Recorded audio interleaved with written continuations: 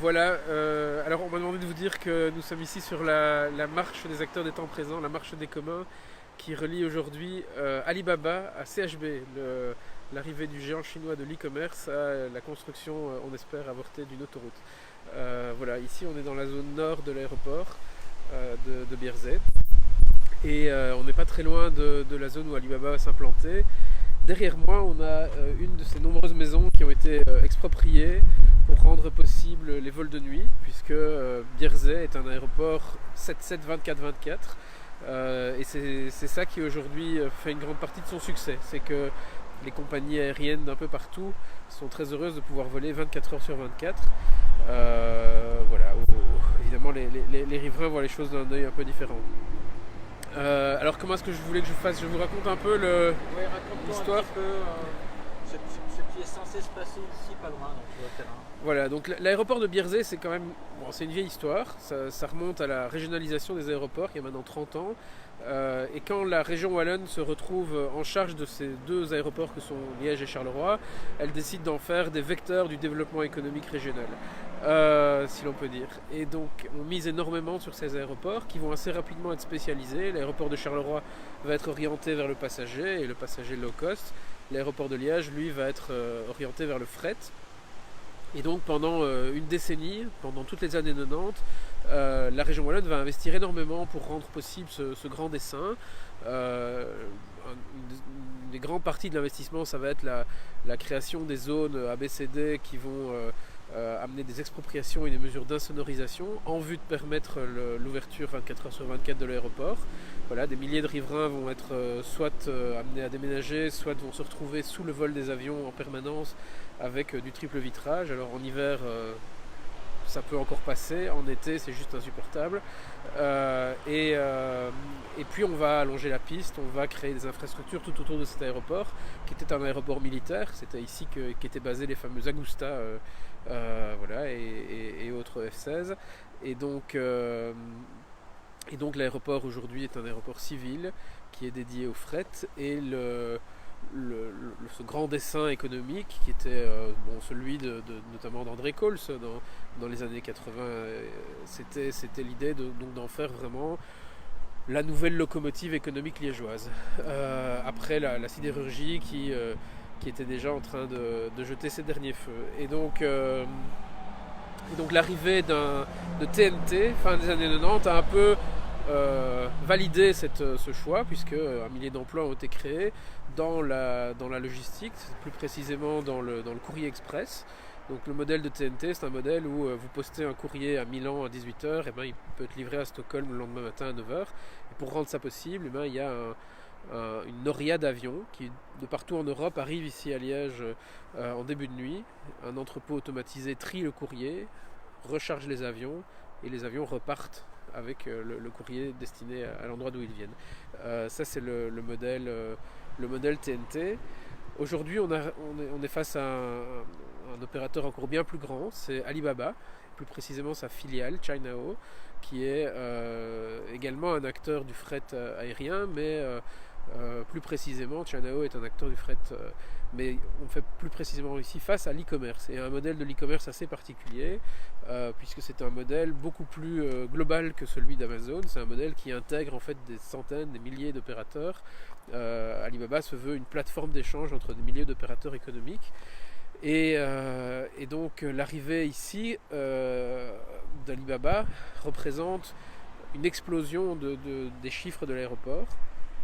Alors, avant d'évoquer ces chiffres, je crois qu'il faut d'abord dire que on sait peu de choses sur l'arrivée d'Alibaba. Donc, l'arrivée d'Alibaba est entourée d'un halo de mystère, et il est difficile d'obtenir des chiffres très précis sur ce qui va se passer. Néanmoins, il y a une série de choses qui ont été données, et je vous donne un chiffre pour tout simplement un peu réaliser l'ampleur de ce dont il s'agit.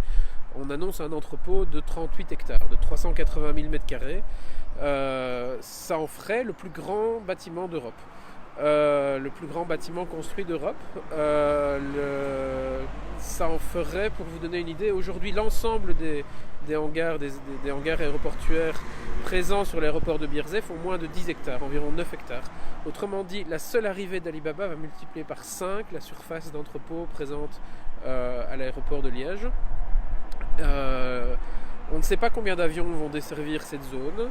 La communication de l'aéroport se veut rassurante. Elle dit qu'il y aura peu d'avions de nuit, ce sera surtout des gros porteurs qui arriveront en journée d'Asie, etc. Il est vrai que le modèle d'Alibaba est un modèle plus terrestre que le modèle américain. Donc on va avoir des trains, on va avoir beaucoup de camions. En termes de camions, on a aujourd'hui entre 400 et 500 camions qui desservent l'aéroport quotidiennement.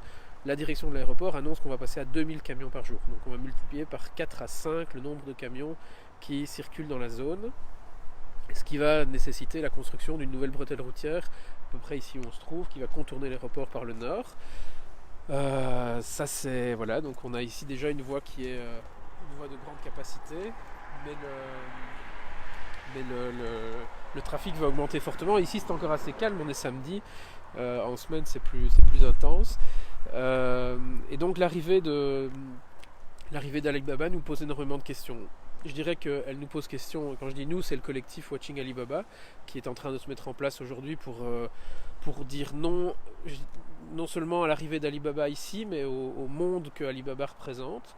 Alibaba, c'est un monde dans lequel on met en concurrence les travailleurs de la façon la plus éhontée partout dans le monde. Alibaba, c'est un pont aérien depuis les sweatshops d'Asie du Sud, voire les camps de travail chinois, où on va exploiter une main-d'œuvre sous-payée, voire pas payée du tout, sans droits syndicaux, dans des conditions environnementales dramatiques, pour importer ici des produits à bas coût qui vont rendre encore plus difficile la tâche de ceux qui essayent de produire ici.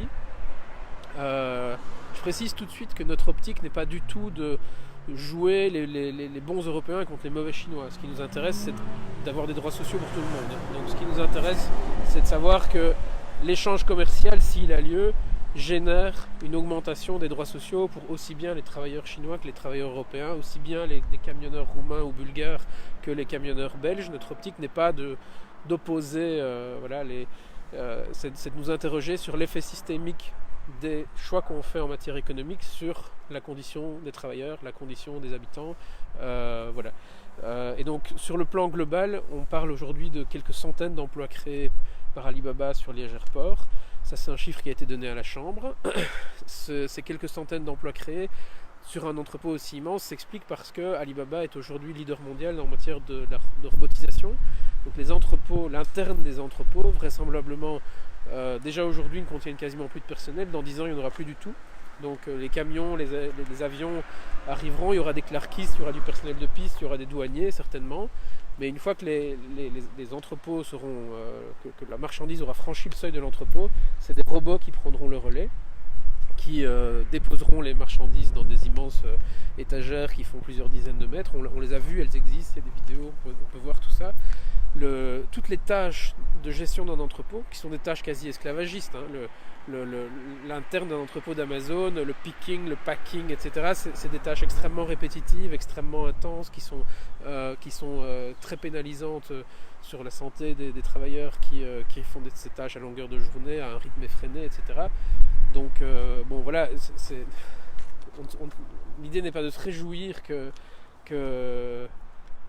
qu'on crée ce genre d'emploi, mais l'argument qui dit en tout cas on va créer de l'emploi et cet emploi justifie tout, cet argument-là ne tient pas la route, puisqu'en fait dans les entrepôts il n'y a plus d'emplois, il y a des robots. Mais surtout pour ces quelques centaines d'emplois créés et ce flux économique qui arrive, on ne sait pas combien d'emplois seront détruits. On sait aujourd'hui que l'e-commerce fait frontalement concurrence au secteur du commerce de détail. Et les emplois qui ferment dans la grande distribution, mais aussi dans le commerce de détail, sont évidemment liés au fait que le commerce bascule vers l'e-commerce. Voilà. Quel est le coût social de ça? Quel est le coût pour les villes? Qu'est-ce que ça fait d'avoir des villes qui se désertifient et d'avoir à la place des camions qui vont livrer des colis? Ça a aussi un effet sur le secteur productif. Quand vous tentez d'avoir, je sais pas moi, une usine qui fabrique n'importe quoi ici, n'importe quel objet manufacturé en Europe, êtes-vous en mesure de faire face à une concurrence qui vient de pays où il n'y a aucun droit syndicaux, aucun droit sociaux? Mais je crois que voilà, c'est très difficile. Et donc, pour nous, Alibaba, c'est d'abord ça. C'est d'abord ce choix-là, ce choix d'organiser un libre-échange qui n'est pas du tout destiné à améliorer le bien-être des gens, mais qui est destiné à augmenter le marge de profit et à rendre la vie des gens encore plus difficile. Ça, c'est l'aspect global. Et puis, il y a plein de questions. Et puis, je viens à l'aspect local. Le plus local, c'est que aujourd'hui, l'aéroport rend la vie des gens impossible. Aujourd'hui, l'aéroport, c'est une centaine d'avions qui décollent chaque nuit. Enfin, une petite centaine d'avions qui décollent chaque nuit. Combien y en aura-t-il avec Alibaba, on n'en sait rien. Mais ce qu'on constate, c'est que le compromis, entre guillemets, qui avait été celui des années 90, avec cette insonorisation des zones B et C, avec l'expropriation de la zone A, avec voilà, le discours selon lequel on allait réduire les nuisances pour les habitants, en fait, ce discours a complètement volé en éclats. Aujourd'hui, les routes ne sont pas respectées. On a très très régulièrement des avions qui décollent sur d'autres routes que les routes insonorisées, et notamment sur la route Est, puisque les vents dominants sont des vents d'ouest. A priori, les avions décollent donc dans ce sens-ci, vers l'ouest, vers Orion-Zémont, vers Saint-Georges. Sauf que les vents tournent, le changement climatique est peut-être là aussi en cause, et avec les vents qui changent, les avions décollent de plus en plus souvent dans l'autre sens où la sonorisation n'est pas présente. Et donc par exemple Haller, qui est une partie de la commune dense, est aujourd'hui survolée massivement par les avions de nuit. La vie est devenue tout à fait impossible, et je pense que énormément d'habitants sont tellement résignés et fatalistes face à cette nuisance contre laquelle ils pensent que rien n'est possible, qui ne bougent même plus. Enfin, moi j'en ai rencontré un certain nombre, j'ai des amis qui habitent là-bas, j'ai des amis dont les parents habitent là-bas, et il y a un sentiment de fatalité terrible, comme quoi oui, la vie est devenue très difficile, est devenue très pénible, on dort très mal, mais on ne sait rien faire contre ça. Et nous voulons remettre en cause cette espèce de fatalité. Non, il n'est pas normal qu'un aéroport détruise la vie quotidienne de dizaines de milliers de personnes. Cet aéroport, il faut le dire, donc il est aujourd'hui en train de manger des centaines d'hectares de terres agricoles tout autour de la piste. Donc on parle aujourd'hui d'entre 400 et 500 hectares de nouveaux développements autour de l'aéroport, avec un gaspillage de terrain où on ne se gêne pas pour prendre des mètres et des mètres carrés, et encore plus et encore plus. Néanmoins, l'impact territorial de l'aéroport est bien plus large que ça, notamment parce que l'aéroport rend incultivables des terres qui sont survolées, c'est-à-dire que les avions au décollage ou à l'atterrissage larguent des particules de kérosène, ils dégazent même parfois, ils vident leur soute de kérosène avant d'atterrir, etc. Et donc il y a des terrains très importants où on ne sait plus rien faire. On va voir les auges des bêtes dans certains villages qui sont situés à plusieurs kilomètres d'ici. Vous allez voir des nappes d'hydrocarbures sur l'eau qui flotte comme ça, et les bêtes boivent ça, tout ça tombe sur les villages, sur les maisons. Voilà, vous étendez du linge, vous imaginez à quoi votre linge est imbibé, etc. Et donc pour nous, cet aéroport, il est vraiment il est nécessaire de le remettre en cause. On est conscient de l'impact absolument colossal du transport aérien, qui est bien supérieur aux 5% d'impact climatique direct. Le transport aérien, c'est tout un modèle de développement, c'est tout un modèle de conception de l'économie, c'est le modèle du flux tendu, c'est le modèle des longues distances, c'est l'incorporation de kilomètres à toute marchandise que nous consommons aujourd'hui. Et donc voilà, nous sommes convaincus que c'est une erreur grave de continuer le développement de cet aéroport, que la région liégeoise devrait plutôt miser sur une diversification de ses productions, plutôt sur des productions à plus grande valeur ajoutée que la logistique, des productions plus ancrées dans le territoire, plus ancrées dans des savoir-faire locaux, parce qu'ici le modèle est un modèle éminemment délocalisable, un modèle extrêmement consommateur de ressources. L'aéroport produit de moins en moins d'emplois à l'hectare, donc le nombre d'emplois produits par hectare de terre consommée devient extrêmement faible, et il est par exemple plus bas que celui de modèles agricoles un peu créatifs. Vous avez plus d'emplois créés à l'hectare en permaculture que dans des entrepôts aéroportuaires. Donc quand on nous dit oui, mais c'est pour l'économie, peut-être que si les hectares on les consacrait à d'autres formes plus respectueuses en fait on créerait plus d'emplois. Et on sait aussi que ces entreprises qui sont localisées ici, elles peuvent changer de crèmerie en quelques mois. Donc une multinationale comme TNT a déjà, et FedEx maintenant qui l'a repris, peut en quelques mois décider de changer d'aéroport. Donc c'est très très facile pour eux de déménager. Voilà, les avions ils bougent facilement, les entrepôts ils se louent, etc. D'ailleurs, on parle de location. Hein. Alibaba ne va pas devenir propriétaire, Alibaba va louer des espaces, ça veut dire qu'ils peuvent partir en 2 ans, 3 ans. Voilà, est-ce que c'est bien raisonnable de miser l'avenir d'une région comme Liège sur cet outil, sur ce modèle? Nous ne le croyons pas et voilà. Je voudrais en profiter pour préciser que la question du Alibaba fait partie des 7 préalables des acteurs étant présents au climat justice sociale et d'Acte for Climate Justice sur l'idée que ce qui n'a pas encore commencé ne doit pas être entamé à tout le moins et que ceci effectivement est un exemple de comment dire ça, de cette impensée problématique qui nous encombre et qui va nous encombrer encore dans les années à venir et qui va effectivement empêcher l'arrivée d'un avenir qu'on espère un peu plus joyeux que celui qu'on nous prépare. Voilà, donc ça c'est pour dire ça. Et comme on va aller à Sir Axel Bofaï tout à l'heure, François, j'ai une autre question, puisque tu es aussi très impliqué sur ce dossier-là. Est-ce que d'une manière quelconque, ces deux dossiers peuvent à un moment donné se retrouver liés? Est-ce que la conurbation de Liège avec la bretelle sur Axel Bofaï, elle pourrait être réactivée du fait que ceci est en projet? Bonne question. Donc, en ce qui concerne CHB, donc effectivement, j'ai été très très impliqué. Je le suis moi aujourd'hui, mais l'association Urbagora, dont je suis coordinateur, s'est fondée dans la lutte contre l'autoroute CHB il y a maintenant une douzaine d'années. Et on a très très fort milité avec des habitants, avec des collectifs locaux, avec Greenpeace, avec d'autres, contre cette autoroute, qui a été une première fois mise au frigo en 2009 alors qu'on pensait que le combat était perdu. Donc la mise au frigo fait que maintenant on est en train potentiellement de gagner. Maintenant il faut rester très très prudent, c'est-à-dire que ce qui est annoncé là à ce stade sur CHB, c'est que la Sofico, donc le bras financier de la région wallonne, n'investira pas d'argent dans la prochaine législature dans CHB. D'aucuns disent que ça veut dire que CHB est abandonné. Moi je suis un peu plus prudent, donc je pense qu'il y a d'une part un certain nombre de responsables politiques locaux qui continuent à penser que CHB est indispensable pour la grandeur et le rayonnement de la métropole liégeoise, et d'autre part il y a un scénario qui est possible, c'est un scénario de privatisation, un scénario de PPP, de partenariat public-privé, selon cette horrible expression qui n'a évidemment rien du partenariat, qui consiste à missionner un multinational du béton, prendre en charge la réalisation d'un chantier et puis se faire payer soit sur un péage, soit sur une redevance que les pouvoirs publics payent, etc. Et donc CHB, je pense, a du plomb dans l'aile parce que ça devient difficile de justifier de construire une nouvelle autoroute quand tous les partis essayent d'être crédibles sur le plan climatique. Maintenant, ça peut revenir assez vite. Quant au lien avec l'aéroport, certains le font en disant que le déploiement du projet logistique liégeois suppose de continuer à développer les infrastructures. Et on voit aujourd'hui, par exemple, l'autoroute, le ring nord de Liège est en train d'être élargi à 4 bandes, les travaux sont en cours. On parle ici de cette nouvelle bretelle qui va entourer l'aéroport, etc. Donc il y a des projets qui sont liés. CHB est quand même relativement éloigné et surtout est perpendiculaire aux axes qui desservent l'aéroport.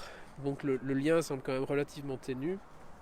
Et CHB apparaît quand même beaucoup plus comme un outil d'organisation territoriale. C'est-à-dire CHB, c'est le vecteur de ceux qui veulent périurbaniser, de ceux qui veulent construire, valoriser des terrains dans le périurbain, qui avec un centre commercial, qui avec un zoning, qui avec un lotissement, etc. Et donc on a identifié, et ça c'est un travail qu'Urbagora a fait notamment, facilement une vingtaine de projets qui sont directement liés à CHB. D'ailleurs je note que le projet de centre commercial à Soumagne, le centre commercial de Micheroux, le Retail Park de Micheroux, a été annoncé comme abandonné quelques semaines après que la Sofico ait dit qu'elle n'investirait pas. Donc le lien on a toujours dit, il y a un lien, ces deux projets sont liés. Si on construit un nouveau centre commercial, une espèce de para-centre commercial de magasins, d'enseignes, comme ça, en périphérie, avec tous les effets que ça peut avoir sur les noyaux historiques, etc., c'est parce qu'on construit l'autoroute. Nos interlocuteurs officiels disaient mais non, enfin, rien à voir.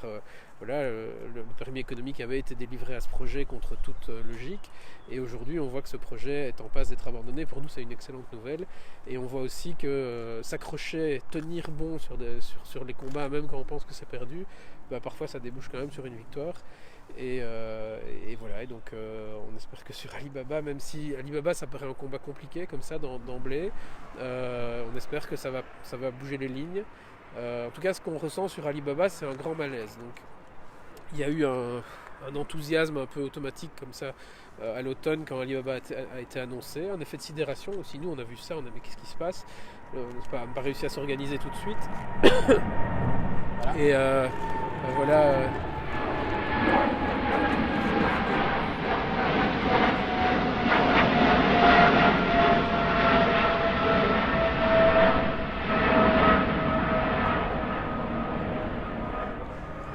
Et donc des effets d'annonce incroyables où on annonce des milliers d'emplois comme ça.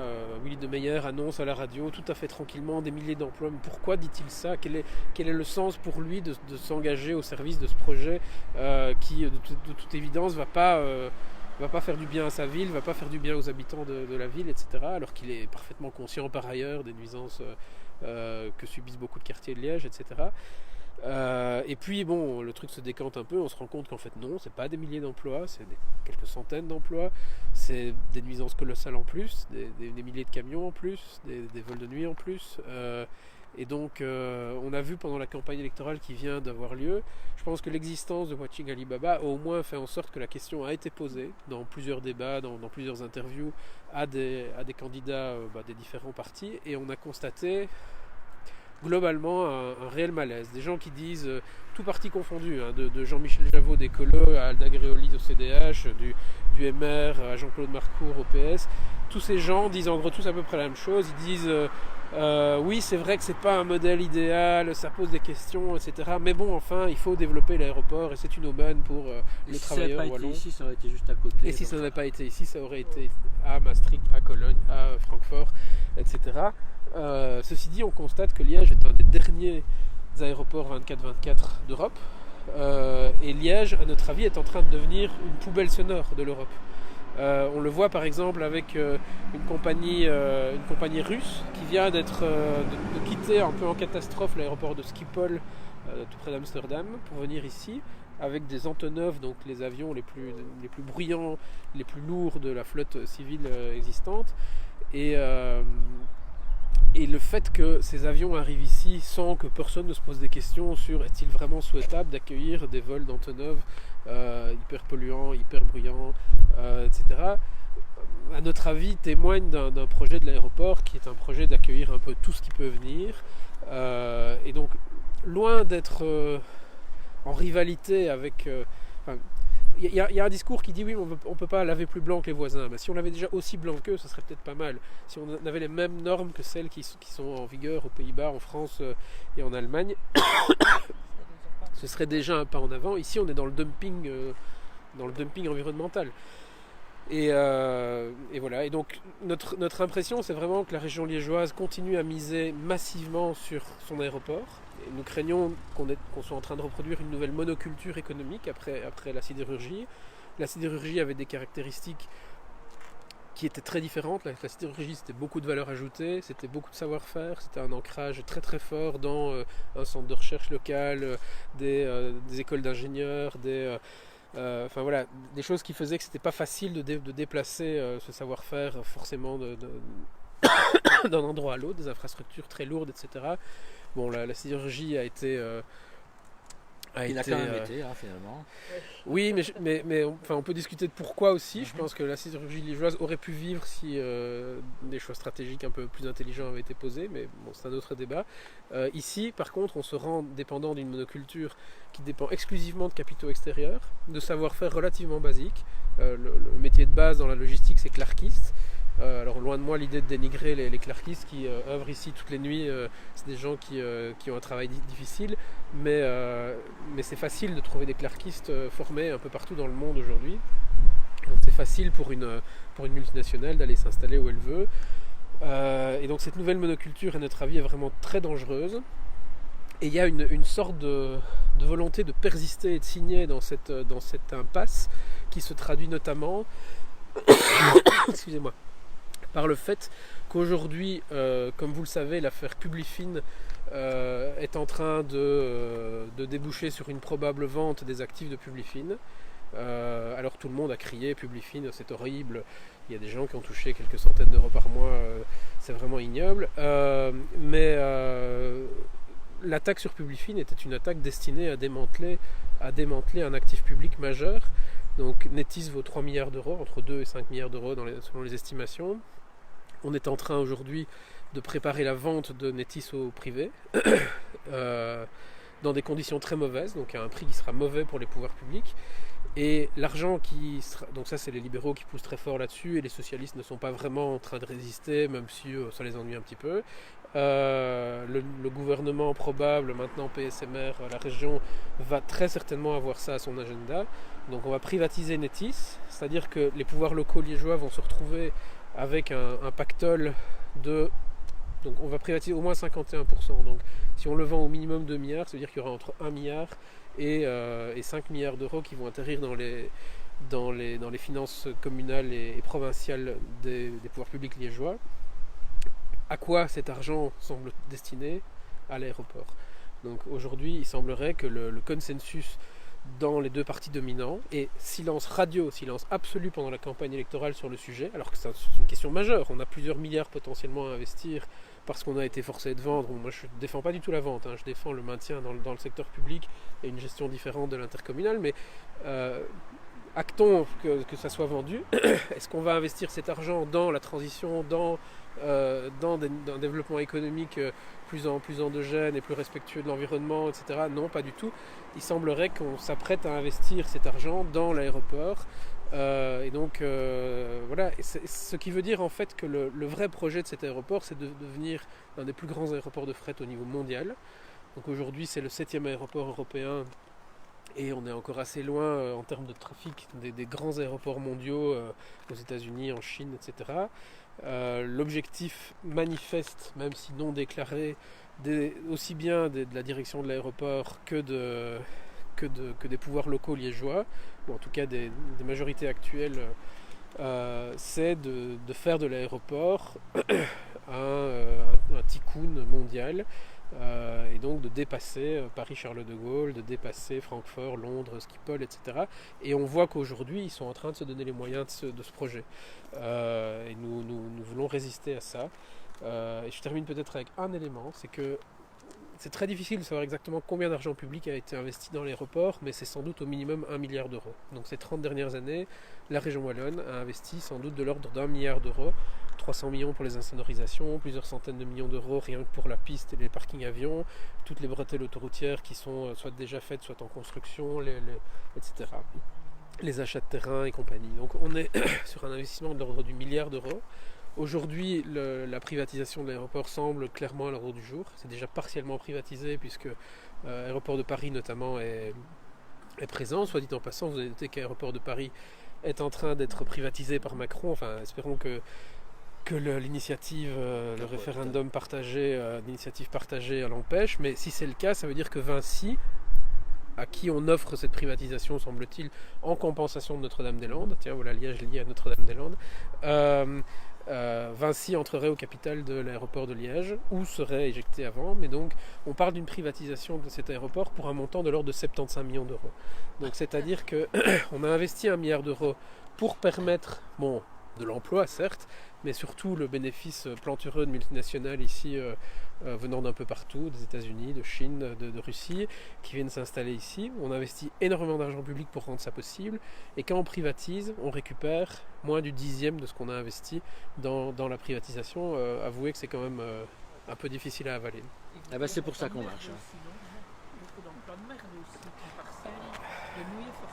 Alors, donc, par rapport à la qualité d'emploi, chez TNT, on est effectivement sur des emplois qui sont des emplois mauvais pour la santé. Donc, travailler de nuit dans des conditions difficiles, avec des tâches très répétitives, etc. C'est pour un certain nombre de gens qui travaillent ici, en tout cas, c'est effectivement des emplois qui ne vont pas les laisser indemnes. Maintenant, les statuts sont relativement bons. Et donc là, il faut bien dire ce qui est, notamment le travail syndical, au moins sur ce volet-là, à payer. Et donc la qualité d'emploi en termes statutaires chez TNT, je pense, est correcte. Et d'ailleurs, pour nous, c'est une des grandes questions. C'est comment les syndicats se positionnent sur ces sujets-ci. Parce que bon, les syndicats sont axés sur la question de l'emploi, nous leur disons, mais élargissez un peu le scope.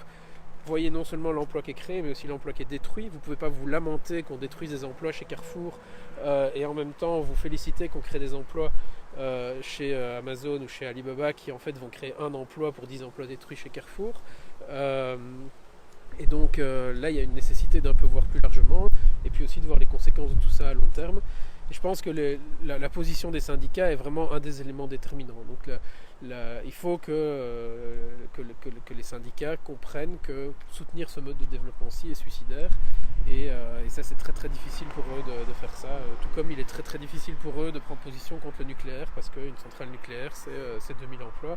Et donc on a eu à de nombreuses reprises le constat que les syndicats ont du mal à se positionner sur ce genre de sujet. Voilà. Merci François. Merci. Donc voilà, c'est pour ça qu'on marche. Hein. Nous, c'est pour avoir ces débats-là, c'est pour avoir ces informations-là, puisqu'aujourd'hui, pour s'informer, il faut marcher. Il ne faut pas rester derrière sa télé, devant sa télé. Il faut malheureusement marcher, parce que c'est des choses qu'on n'apprend pas obligatoirement par le biais des médias. Donc le prochain rendez-vous, on va marcher et on va aller voir l'avis des gens de CHB à propos du tronçon autoroutier dont on parlait tout à l'heure, et on verra leur opinion vers quoi, 18h, si on arrive vivant par ce temps. Voilà. Allez, à tout à l'heure. Bonne route. Bon.